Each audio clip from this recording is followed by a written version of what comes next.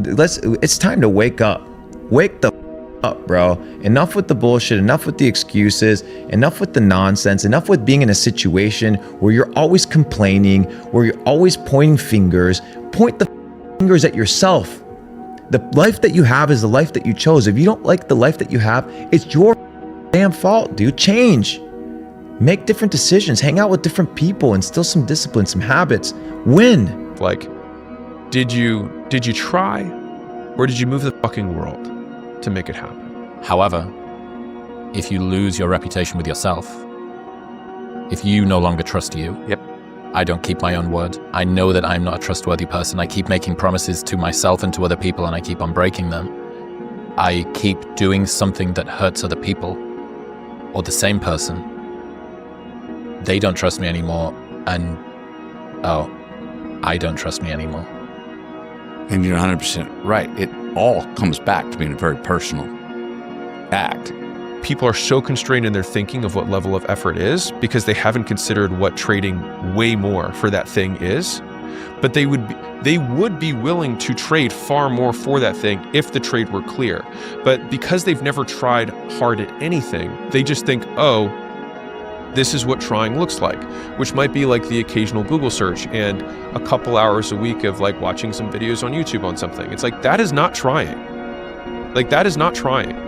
Like, if you cannot count the amount of repetitions that you're having in the hundreds, that is not trying. Thinking they're gonna learn something different. No, you're lazy. You know exactly what to do. Exactly what to do. Because even me, in my state of, I can't read and write, I knew exactly what to do.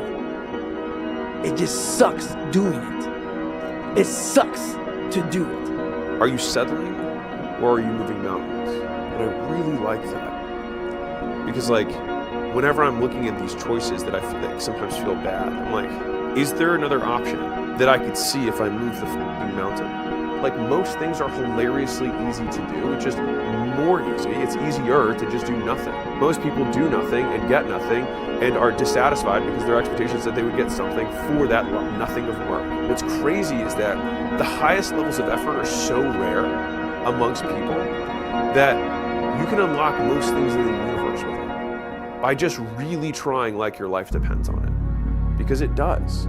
But I try to reframe that pain that comes from doing the things that I don't want to do the things that I do want to do, as the price tag required to become the person that I want to become.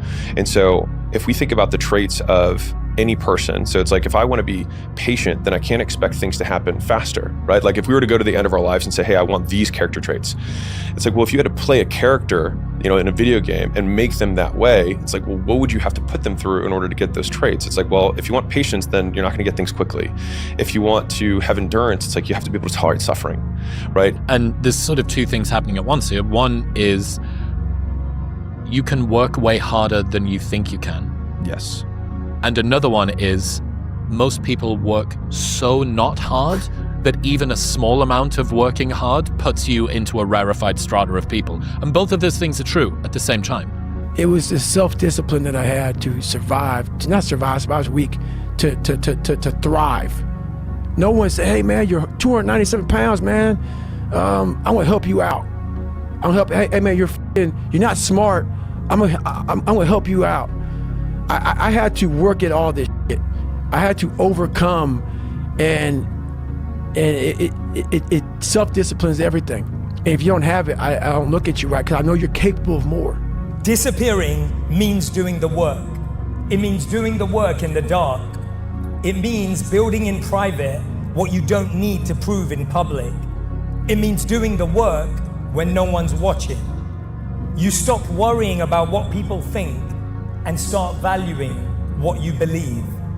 Because a life that looks good or sounds good is nothing compared to a life that feels good. And I think a lot of times what we do is we put in, I can just say this for myself, we don't go all in because we're kind of afraid it's not gonna work. Yeah. And secretly, if you kind of half-ass it a little, Yeah. and you don't go all in, Yeah. you can kind of blame that. But it was an excuse. I didn't really try. It's Yeah. okay that it didn't work, But I didn't go all out. But what I love about what you're saying this core principle around healthy arrogance is cultivating belief in self. We don't rise to the standards we have when others are watching. We fall to the standards we have when no one is watching. The only work that really matters is the work that no one sees. It shows you who you really are rather than who you say you are. Is know that when no one's watching, I work harder than when they're watching.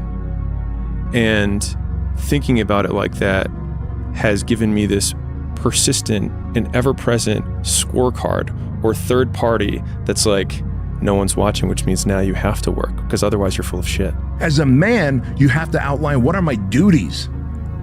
And your duty is to attack your goals, to chase your dreams, to set dates and deadlines that you want to achieve these. And these dates and deadlines must become non-negotiable for you. Self-esteem is earned.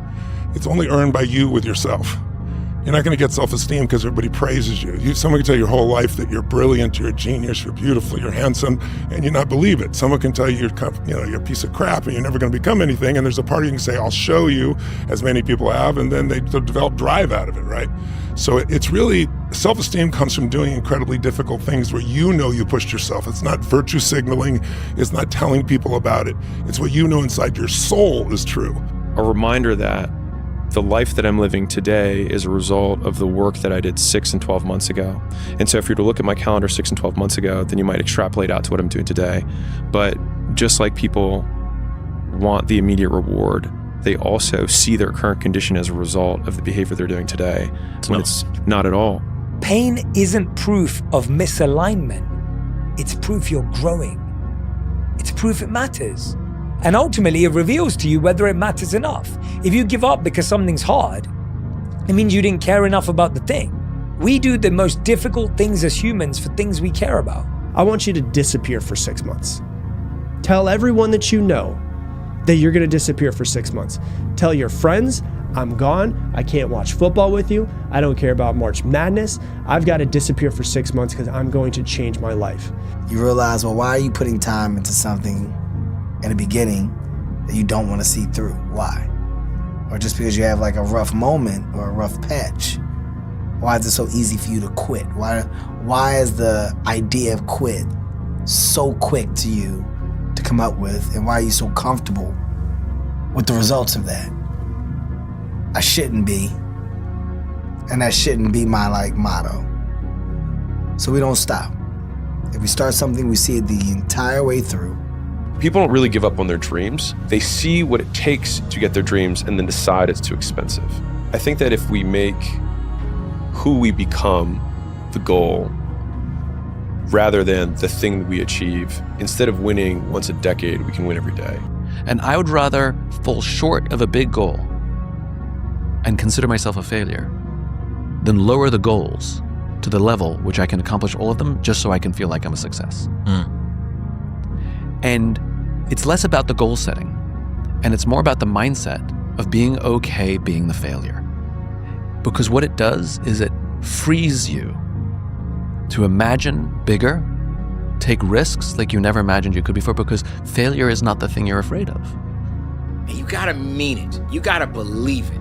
You gotta believe you're the most important person on the planet to achieve the success. And I don't mean sort of successful, a little bit, I mean outsized success, right? Life is hard and life is short. Let's dream. Let's dream in color. Let's go for it. What if you get it? What if you get it? Stop saying, what if I fail, and start saying, what if I succeed? How cool would that be? You deserve to succeed. I will not accept second best outcomes in my life.